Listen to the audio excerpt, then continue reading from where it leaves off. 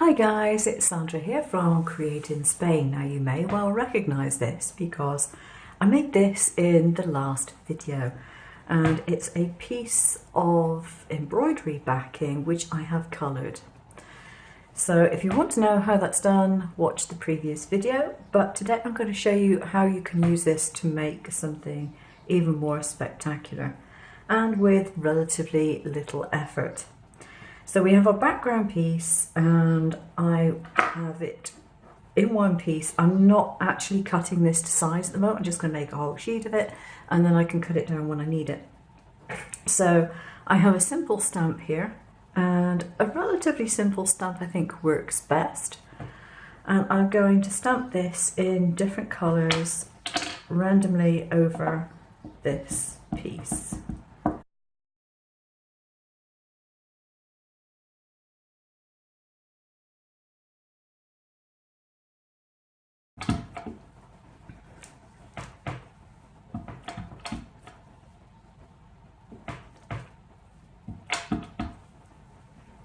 There we are, that's those done. And then I want to go in with some Versamark and I want to do some heat embossing. But first of all, before I do that, the most important thing is to make sure this is properly dry, because if this isn't dry, the heat embossing is going to make a complete and utter mess. So first off, I'm just going to dust it with some talc, just to get rid of any grease spots that might be left.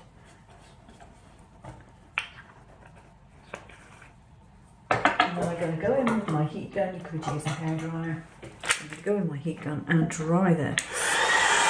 Now I'm going to use a different stamp for the heat embossing. I'm going to use this one, which is a very delicate little leaf.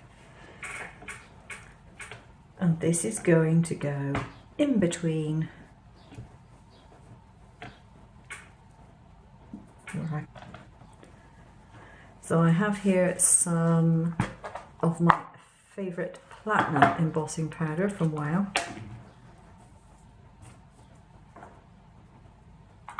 I'm not sponsored by Wow, but I do like their embossing powders.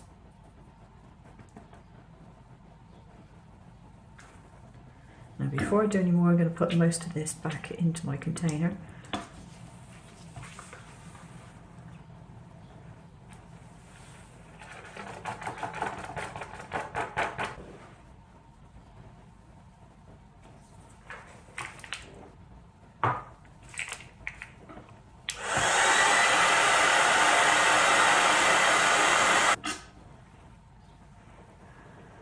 So there we have our completed background design. So what I'm going to do is cut this to size and then I'm going to put it onto my card base.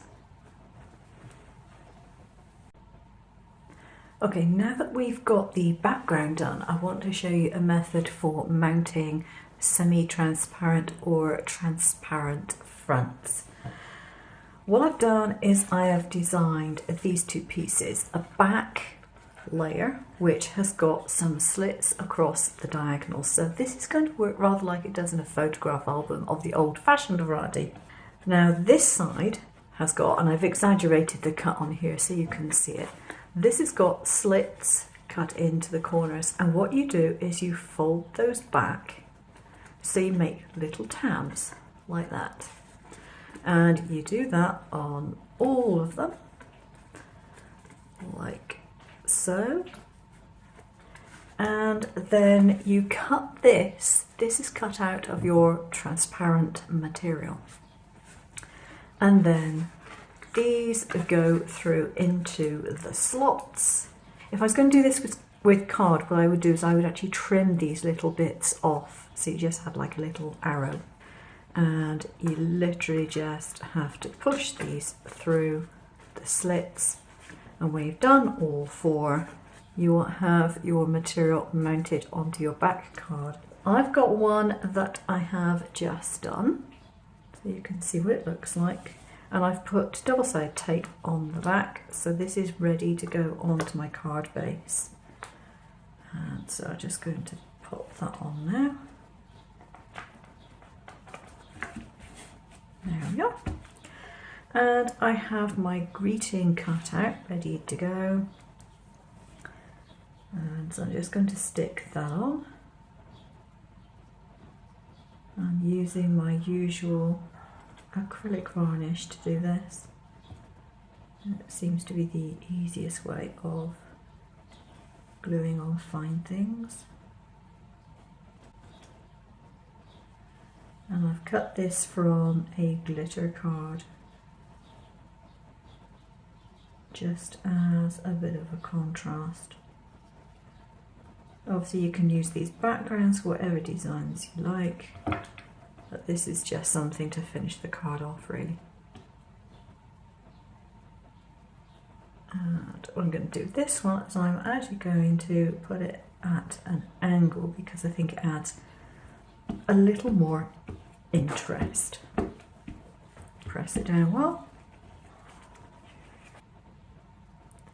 Thanks for watching, take care now, bye bye.